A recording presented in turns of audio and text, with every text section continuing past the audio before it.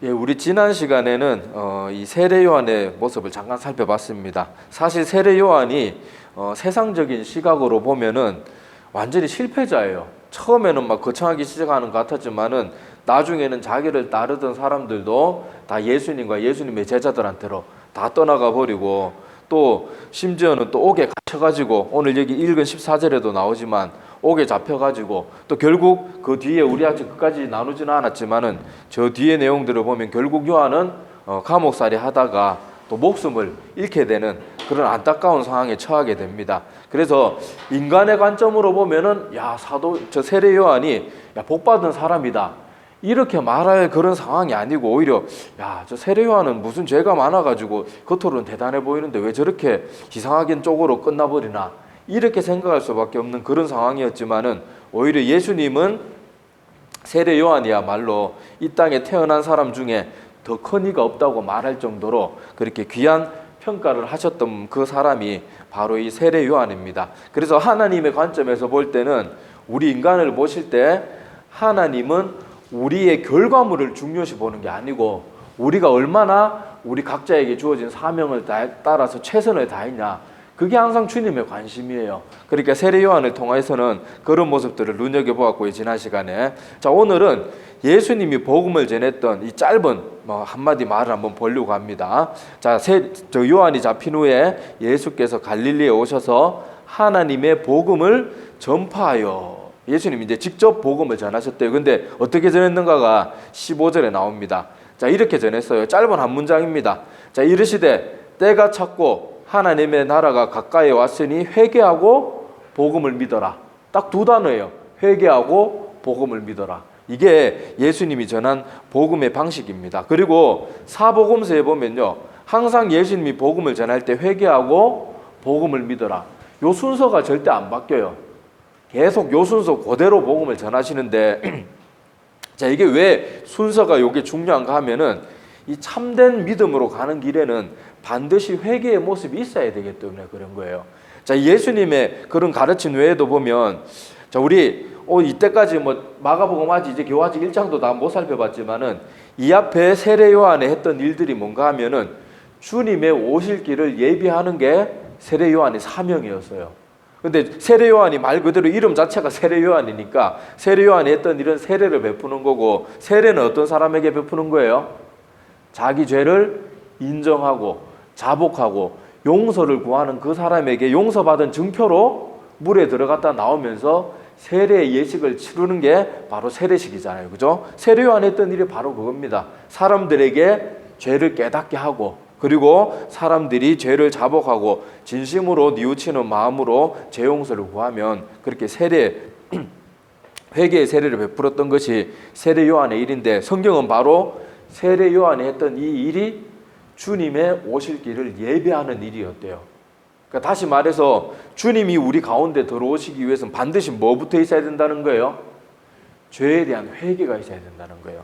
자, 여기도 그렇고, 아까 예수님도 회개하고 복음을 믿어라, 이 부분도 그렇고, 자, 두 가지 벌써 봤고요. 자, 세 번째로 보면 사도행전에 보면 베드로가 말씀을 전하고 한 번에 3,000명이 회개하고 돌아오는 그런 일이 있었습니다. 근데 그때 베드로가 어떤 말씀을 전했는가 하면, 예수 믿으면 복 받고 사업이 잘 되고 잘 먹고 잘 살게 됩니다, 이렇게 복음 전하지 않았어요.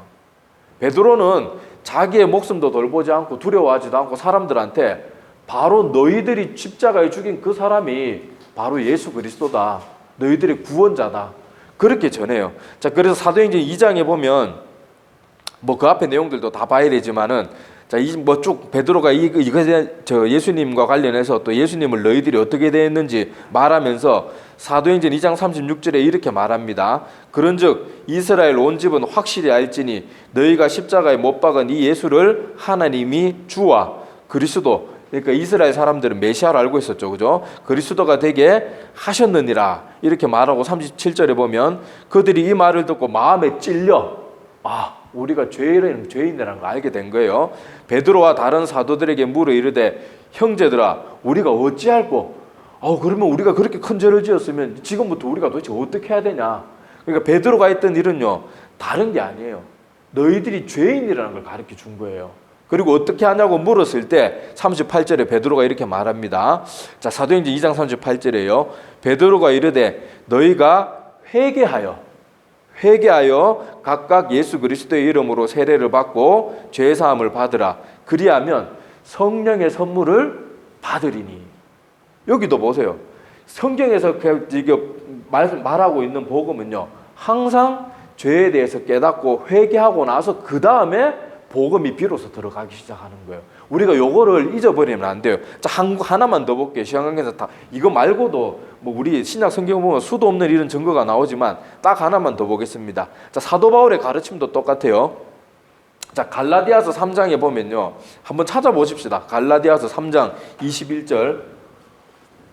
21절부터 25절까지 한번 볼게요. 갈라디아서 3장 21절에서 25절. 자, 여기 보면 사도 바울이 율법과 복음, 믿음 이런 것들에 대한 관계에 대해서 설명하는 게 나옵니다. 자, 갈라디아서 3장 21절에 보면 자, 21절부터 제가 읽어 드릴 테니까 눈으로 한번 보세요. 자, 그러면 율법이 하나님의 약속들과 반대되는 것이냐? 결코 그럴 수 없느니라. 만일 능히 살게 하는 율법을 주셨더라면 의가 반드시 율법으로 말미암았으리라. 그러나 성경이 모든 것을 죄 아래 가두었으니, 여기 성경이 모든 것을 죄 아래 가두었단 말은 이 성경 자체가 우리를 막 뭐 어떻게 하는 그런 뜻이 아니고, 율법이라는 것이 우리로 하여금 죄를 깨닫게 한다는 그런 의미예요. 자, 이는 예수 그리스도를 믿음으로 말미암는 약속을 믿는 자들에게 주려 함이라. 자, 그리고 23절 넘어 24절 볼게요. 자, 이같이 율법이 우리를 그리스도께로 인도하는 초등교사가 되어, 그 옛날 성경에는 몽학 선생이라고 되어 있죠. 자, 초등교사가 되어 우리로 하여금 믿음으로 말미암아 의롭다함을 얻게 하려 함이라. 그렇게 말하고 있어요. 자, 여기서 말이 지금 우리 앞에 부분을 다 안 읽어서 조금 뭐 헷갈릴 수가 있는데, 여기 사도 바울이 가르치는 말은 뭔가 하면, 하나님이 율법을 우리에게 주셨잖아요. 그 율법의 역할이 뭔가 하면 우리가 철저하게 죄인이라는 걸 깨닫게 해준대요. 그리고 인간은 자기 스스로 힘으로 도저히 구원받기는커녕 율법의 정죄, 우리가 율법 100% 다 지키는 사람 없잖아요. 그 죄 때문에 죽을 수밖에 없는 존재라는 걸 확실하게 가르쳐주는 게 율법의 역할이에요. 그러면서 율법을 초등교사, 몽학선생, 가정교사 이런 식으로 비유를 해가지고 바로 우리의 죄를 깨닫게 해서 예수 그리스도만이 나의 죄 문제를 해결할 수 있는 유일한 구세주라는 것을, 구세주라는 사실로 이끌어가는 역할을 하는 게 율법이래요. 자, 여기서도 보면 사도 바울이 뭘 가르치는가 하면, 율법이 우리에게 먼저 주어진 것은 죄를 깨닫도록 하기 위함이래요. 그러니까 사도 바울이 여기서 아까 말한 초등교사가 되어 우리로 하여금 믿음으로 말미암아 의롭다함을 얻게 하려 함이라. 이게 뭔가 하면 바로 우리 율법에 비추어 보면 사는 동안 율법을 100% 다 지킬 수 있는 그런 존재가 없기 때문에 우리 죄 문제는 예수 그리스도를 믿는 믿음으로만 해결받을 수 있다. 이걸 가르치기 위해서 율법이 우리에게 주어졌대요. 그러니까 여기서도 보면 순서가 먼저 죄를, 우리가 철저하게 죄인이고 죄로 인해서 영원히 죽을 수밖에 없는 존재라는 걸 충분히 가르쳐주고 난 다음에 바로 우리를 예수님의 믿음으로만 구원받을 수 있는 길로 인도하는 게 복음이 하는 역할이고 순서래요. 이거는 자 보세요. 제가 지금 몇 가지만 예를 들었는데도 이 순서가 안 바뀌죠. 계속 복음은 우리가 죄인인 걸 깨닫게 하고, 우리가 죄인인 걸 알아야지 예수님이 왜 십자가에 죽어주셨는지, 그리고 부활이 얼마나 큰 의미를 가지는지, 그리고 예수님이 내 죄를 대신해서 죽어주시는 일이 왜 꼭 필요한지, 그걸 죄를 깨닫는 것을 통해서만 알 수 있는 거예요. 근데 지금은 죄에 대해서 잘 말하지 않죠. 세상 사람들이 다 싫어하고 부담스러워 하니까요. 자, 이걸 조금 더 이해를 돕도록 제가 예를 들어볼게요. 자, 우리는 살아가면서 의사라는 직업을 가진 사람을 알고 지낼 수가 있어요. 그죠? 그런데 내가 건강할 때는 의사가 크게 필요 없어요. 그냥 밥 한번 같이 먹고 차는 한 잔 마실 수 있어도 의사가 그렇게 중요한 인물이 못 돼요. 근데 내가 지금 갑자기 당장 수술 받지 않으면 당장 죽을 수밖에 없는 그런 급성 맹장염이나 이런 게 왔다. 근데 지금 아는 의사라고는 이분밖에 없고 당장 수술할 수 있는 분도 이분밖에 없다. 그러면 의사는 나에게서 어떤 존재가 되겠어요? 내 생명을 쥐고 내 생명을 그러니까 쥐었다 놨다 할 수 있는 사람이 되는 거예요. 그때 현실적으로 이 의사밖에 날 구할 수 없다. 그런 상황이라 그러면 내가 돈 몇 푼 아끼겠습니까? 의사한테 내가 그리고 사정사정하고 제발 수술을 부탁하지 안 해주면 뭐 어떻게 한다 뭐 이렇게 떵떵거릴 수 있겠어요? 못 하잖아요. 마찬가지로 우리도 죄를 깨닫지 못하면요, 그냥 복음을 아는 것, 복음을 믿는 게 아니고 아는 사람들은 그저 내 주변의 사람들 중에 의사 한 명을 알고 있는 수준에 지나지 않아요. 근데 내가 정말 죄인이라는 걸 깨닫는 사람, 내 영적인 질병을 이건 지금 당장 수술받지 않으면 이대로 내 생명이 끝나면 지옥 밖에 갈 수밖에 없다는 그 절박함을 깨닫는 사람은 바로 의사이신 예수님이 어떤 존재겠어요? 나에게 유일한 생명의 주인이라는 게 그때 마음에 꽂히고 깨달아지고, 그 예수님한테 우리가 어떻게 함부로 할 수 있겠어요? 예수님 뭐 이거 해주세요 저거 해주세요 이렇게 아니고, 예수님만이 내 생명을 쥐고 있는 분입니다. 저 좀 살려주십시오. 그러고는 자기의 돈이고 시간이고 아끼지 않는 거예요. 그때부터는 주님을 위해서. 근데 우리는 지금 어떤 식으로 예수님을 대하는가 하면 그저 내 주변에 있는 많은 의사들, 아는 사람 중에 한두 명, 그 정도로 알고 있으면서 나는 복음을 믿는다, 이런 식의 착각을 가지고 있는 거예요. 근데 믿는 것은요, 그렇게 많은 어중이 떠중이 의사들 아는 사람 중에 한 명으로 아는 게 아니고, 이분 아니면 나에게 소망이 없다. 그리고 내 생명의 질병을 고칠 수 있는 건, 내 영혼의 질병을 고칠 수 있는 건 예수 그리스도밖에 없잖아요. 그러니까 그 절박함이 주님 앞에 있어야 되는데, 사람들은 이 절박함이 없기 때문에 참된 회개도 없는 거예요. 참된 회개가 없으니까 그걸 경험하지 못한 사람들은 또 복음을 전할 때도 죄에 대해서 잘 전하지 않아요. 왜냐하면 사람들이 싫어하고 부담스러워할까 봐. 근데 여러분, 아까도 베드로나 이런 사람들 한번 보세요. 사람들 비위 맞추면서 말씀 안 전하잖아요. 그 사람들이 지금 어떤 상황 가운데 있는지 정확하게 짚어서 말해줘요. 유능한 의사들은요, 그 환자가 두려워할까 봐 아이고 뭐 괜찮습니다 잘 될 겁니다 이렇게 말하는 사람이 아니에요. 정확하게 이 질병이 무엇 때문에 이렇게 되었고, 수술은 어떻게 하고, 수술을 하면 어떤 위험이 있을 수 있고, 그렇지만 그럼에도 불구하고 이거는 반드시 제거해야 되고, 가르쳐 주는 게 의사의 의무예요. 그런데 우리는 그런 의사들 싫어합니다. 그냥 좋은 말만 해주지. 그게 아니거든요. 자, 우리가 역사 속에서 봐도요, 우리가 가졌던 시간들, 교회사의 역사들, 또 우리 한국 교회사도 보고 그러면요, 항상 복음이 힘있게 전해지고, 또 복음을 전해받아서 완전 사람이 변화되고 세상을 그리스도인들이 주도해 나갈 때 항상 무슨 운동이 있었는가 하면 회개 운동이 있었어요. 자, 우리나라에 가까운 예로 1907년에 평양 대부흥 운동도 뭐로부터 시작했습니까?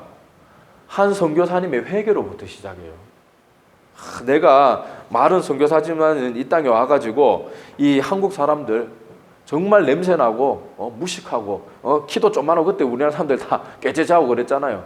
나 너무 속으로 멸시했다, 너무 그랬다 막 그러고 하나하나 회개할 때, 우리도 선교사님 그런 거 막 그래가지고 우리도 선교사님 은근히 싫어했습니다.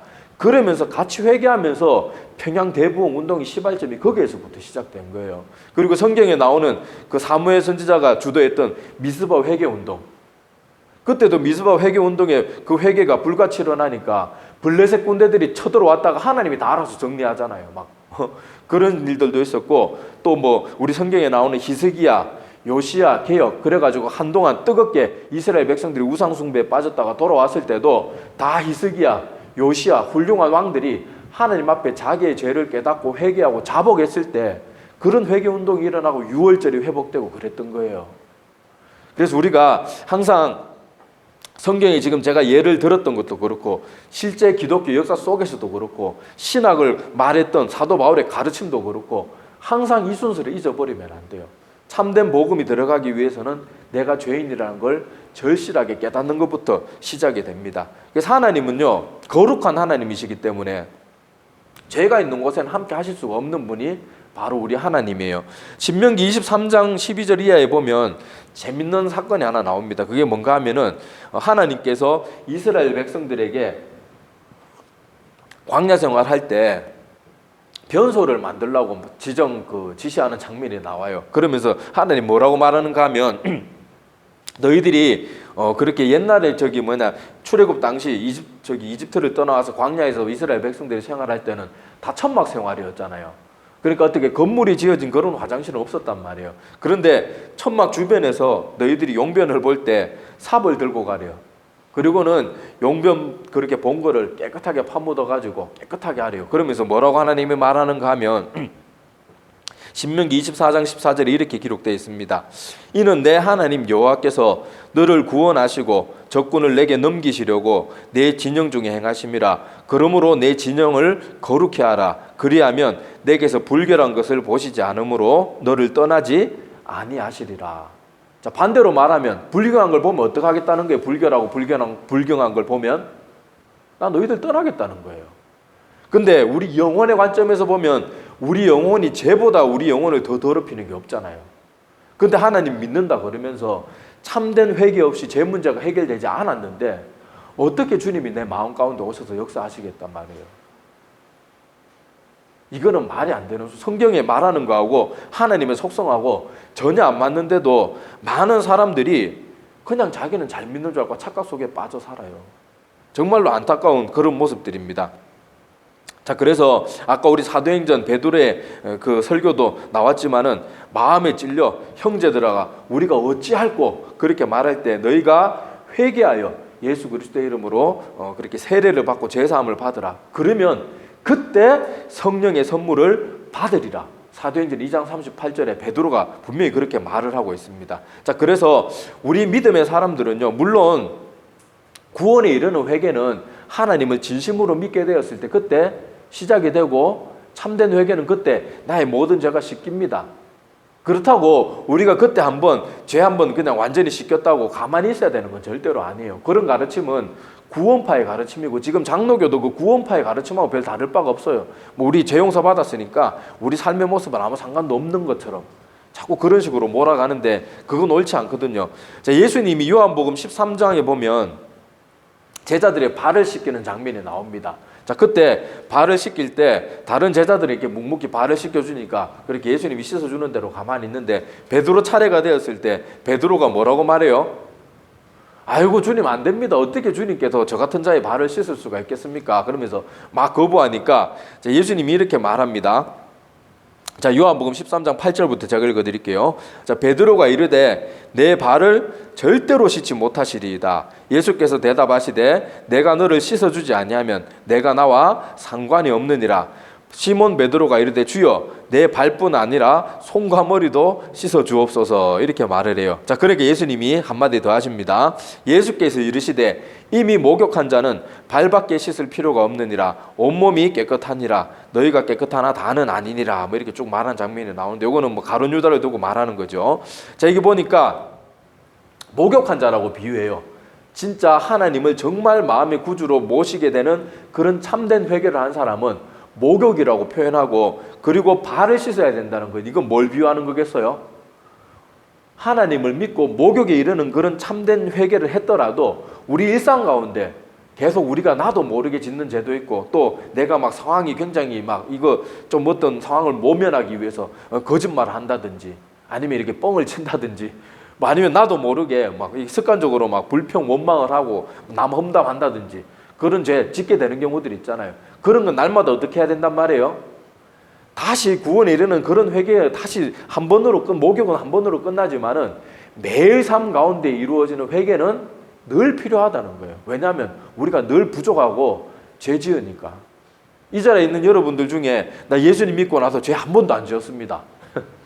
자신 있게 말할 수 있는 사람이 있어요? 뭐 저부터도 저야 죄인 중에 개수입니다. 사도 바울이 죄인 중에 개수면 이 땅에 개수를 다 모아서 그 중에 또 개수를 따로 뽑아야지 그 같은 그런 모습인데, 자, 하여튼 보면은 주님의 가르침은 항상 우리가 회개를 게을리하지 않아야 돼요. 그리고 무엇보다 처음 주님을 만날 때는요, 진짜 나의 모든 죄를 씻는 그런 정말 마음에 정말 깊은 곳에서 우러나오고 정말 죄에 대한 온전한 뉘우침이 있는 그런 진짜 참된 회개가 있어야 돼요. 근데 요새는 그런 거 없는 사람한테 구원을 막 선포하니까 이게 참 문제예요. 저도 이렇게 부교육자로 사역하면서 뭐 세례 교육이나 이런 거 시켜보면은 와서 사람들이 세례는 받아야 되는 뭐 날짜가 되었으니까 뭐 교회 온 지 뭐 6개월 뭐 학습 받고 6개월 지났으니까 뭐 세례 교육 받으러 오긴 오는데 말을 해보면 전혀 믿음이 없어요. 그리고 세례 뭐 공부하는데도 막 와서 지루해 죽으려고 해요. 그거 우리 막 천주교 같이 뭐 몇 달간 배우지도 않고 잠깐 배우는 거 그것도 싫어가지고 그렇게 막 인상을 쓰고 그러는데, 그런 사람이 과연 세례받고 뭐 그런다고 아유 당신 구원받았습니다 우리 함부로 선포하면 되겠습니까? 죄가 뭔지도 깨닫지도 못하는데. 지금 우리 주변의 그리스도인들도 보세요. 아마 여러분도 아시겠지만은 같은 뭐 직장이라든지 학교든지 어디 가보면은 그리스도인들이라는 사람들이 있을 텐데 그 중에 신실한 분들도 물론 있습니다. 근데 어떤 분들은 세상 사람들하고 똑같고 심지어 세상 사람보다 세상의 쾌락을 즐기는 거 더 좋아하고 더 억만장창으로 살면서 그렇게 자기가 그리스도인이라고 말해요. 그러는 사람은 정말 위험해요. 정말 위험해요. 아싸리 그냥 아예 믿음이 시작 안 되면 차라리 처음부터 바르게 시작하면 되는데, 바르게 시작하지 않은 사람한테 당신은 그래도 구원받습니다. 구원받습니다. 괜찮습니다. 괜찮습니다. 계속 그렇게 잘못된 세뇌를 하면 그 사람은 자기가 괜찮은 줄 알아요. 정말로 괜찮은 줄 알아요. 지금 신천지 보세요. 우리 깜짝 놀라잖아요, 지금. 아니, 신천지에 이렇게 사람이 많았나? 근데 신천지 사람들도 어때요? 성경 말씀을 가지고 교묘하게 성경 말씀의 내용을 비틀어 가지고 계속 주입시키니까 그것을 믿는 사람들은 어때요? 자기들이 믿는 것만이 진리고 오히려 우리가 지금 멸망의 길을 걷는다고 하잖아요. 제가 전에 대구에서 사역할 때 신천지 사람들은 대구에서는 당당하게 나옵니다. 와가지고 말을 해요. 하나님의 심판이 두렵지 않냐고 우리 보고. 그렇게 말해요. 그러니까 우리가 지금 마지막 시대에 사람들 하는 말, 목회자들이 이런 말 저런 말 한다고 사람이 하는 말에 자꾸 안심해서는 안 되고 항상 성경이 어떻게 말하고 있는지를 우리가 충분히 알아야 돼요. 충분히. 아, 이 사건은 이런 전후 관계를 갖고 있다. 이런 관계, 이런 순서를 가지고 있으니까 내가 함부로 이렇게 하면 안 되겠다. 이 정도는 우리가 어느 정도 파악하고 있어야 돼요. 그리고 정확하게 쪽집게처럼 집어내지는 못하더라도 아, 이건 좀 이상하다.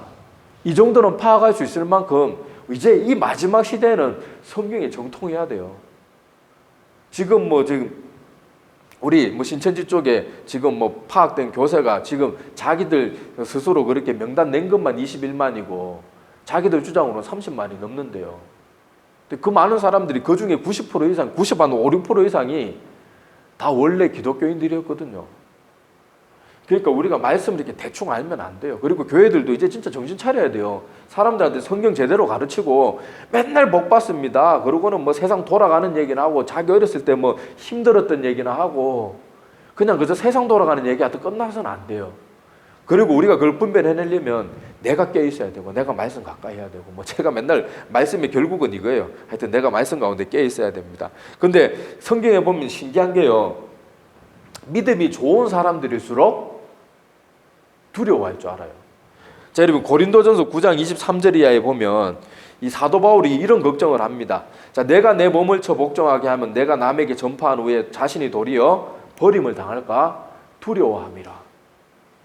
그리고 빌립보서 2장 12절에도 항상 복종하여 두렵고 떨림으로 너희 구원을 이루라. 그렇게 말하고 있고요. 또 베드로 사도도 베드로전서 4장 18절에 이렇게 말합니다.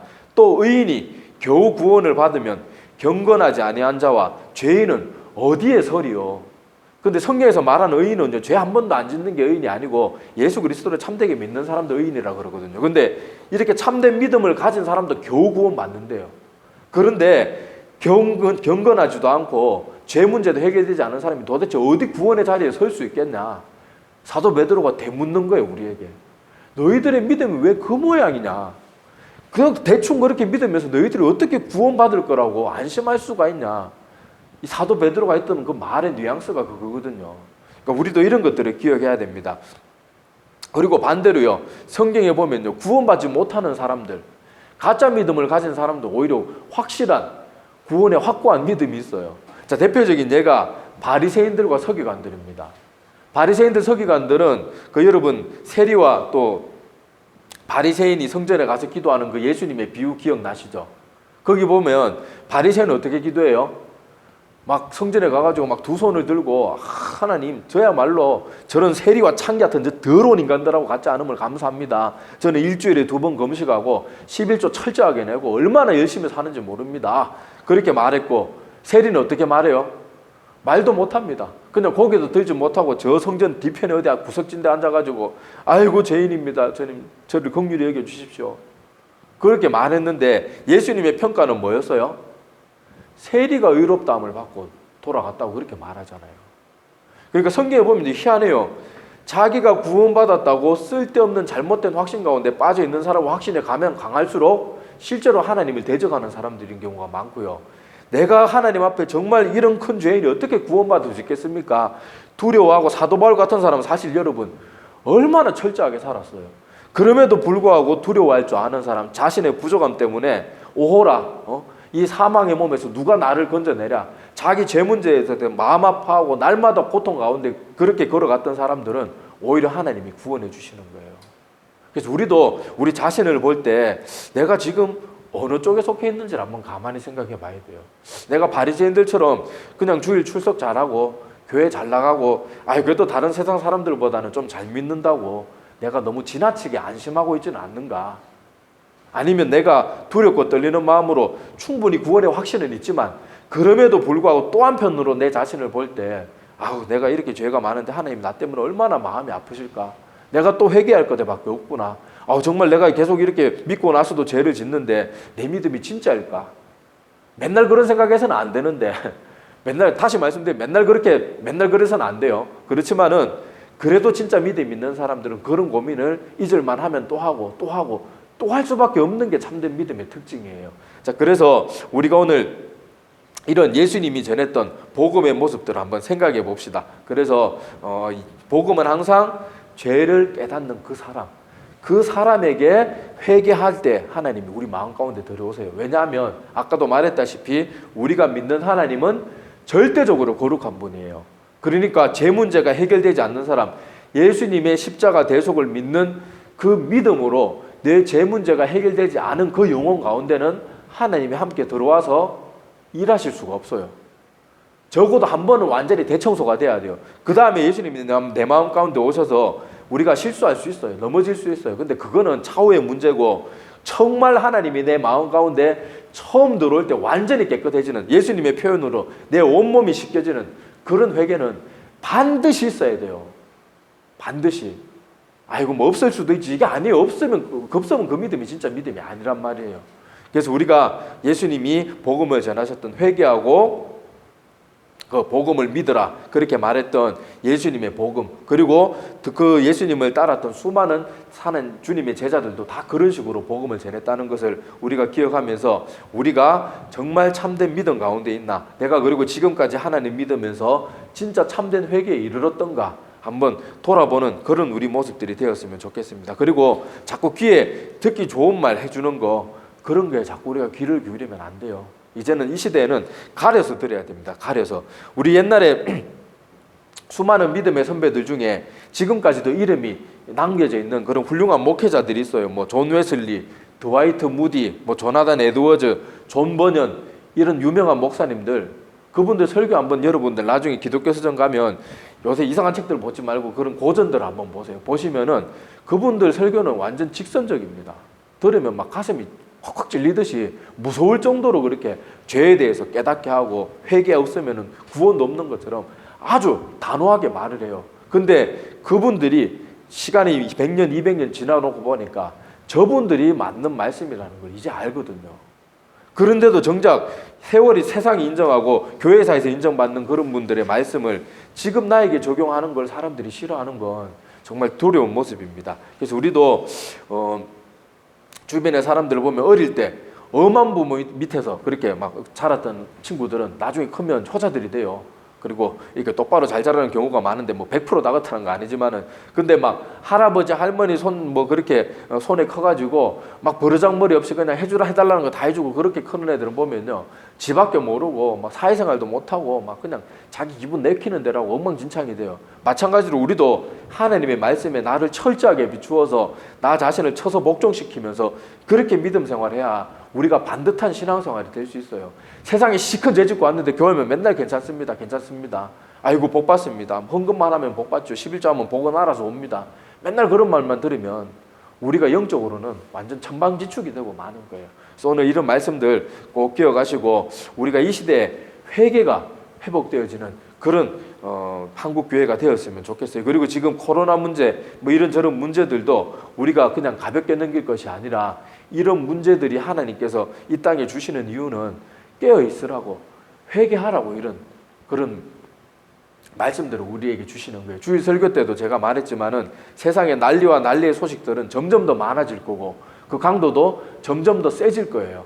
근데 그때마다 그런 여러 사건들을 보면서 우리가 꼭 기억해야 되는 것은 저거 나쁜 놈 누구누구 때문에 그렇다 이런 거는 나중에 생각하세요. 그런 건 나중에 생각하고 그런 문제들을 볼 때마다 아, 말세의 때가 되었구나. 이제 곧 주님이 오실 때가 다 되었구나. 그리고는 나는 회개하면서 준비해야 돼요. 하여튼 궁금한 건 유튜브에 들어가서 여러분들이 다시 한번 주일 설교 보시면 되겠고요. 자, 하여튼 오늘 말씀은 이렇게 믿어라. 이것이 성경, 신약 성경 전체에서 가르치는 똑같은 일관된 가르침이라는 거 꼭 기억하는 시간 되었으면 좋겠습니다. 예, 기도드릴게요.